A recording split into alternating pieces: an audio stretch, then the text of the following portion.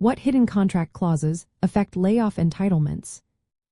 Imagine signing an employment contract and thinking your layoff rights are straightforward, only to discover hidden clauses that change everything.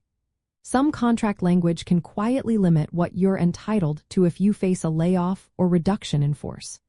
These clauses are often tucked away in severance agreements or employment contracts, and they can impact your severance pay, unemployment benefits, and even your legal rights.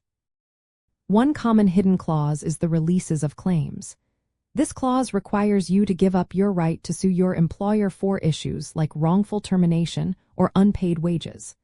Sometimes, these releases are very broad and cover claims you might not even know about yet. Signing such an agreement can prevent you from taking legal action later, even if your rights are violated. Another tricky clause involves non-compete and non-solicitation rules. Non-compete clauses stop you from working in the same industry or area for a certain period after being laid off. Non-solicitation clauses prevent you from contacting clients or coworkers. These restrictions can make it hard to find a new job or start your own business after a layoff. Confidentiality and non-disparagement clauses are also common. They prevent you from sharing negative comments about your employer or revealing confidential information. Sometimes, these clauses extend beyond your employment period, which can silence you from discussing your layoff experience or the terms of your separation. Some contracts include provisions for temporary layoffs. These clauses specify how long a layoff can last without being considered a termination. If the layoff goes beyond the agreed period or happens without proper contract approval, it might be treated as a formal termination. That means you could be entitled to severance or termination pay. Probationary period clauses are important too.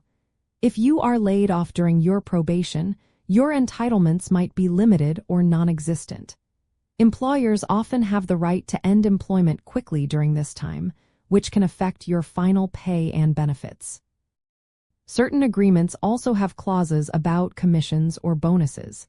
These can state that any commissions or bonuses earned but not paid before the layoff are forfeited. This can significantly reduce your final compensation. Arbitration clauses are another factor. They requiring disputes to be settled through private arbitration instead of courts. While arbitration can be faster, it can also limit your options for legal recourse and sometimes favors the employer. Some contracts include deadlines or pressure tactics, like quick signing requirements. These can push you to accept unfavorable terms without enough time to review or seek legal advice. Finally, some agreements use language that suggests you resigned voluntarily rather than being laid off. This wording can make it harder to qualify for unemployment benefits, which are usually available for layoffs but not resignations. To protect yourself, always review all contract clauses carefully before signing. Pay special attention to releases, non-compete, confidentiality, and layoff-specific language.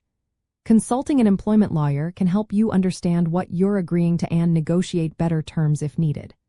For employers, clear contract language about layoffs and entitlements helps prevent disputes and ensures compliance with labor laws.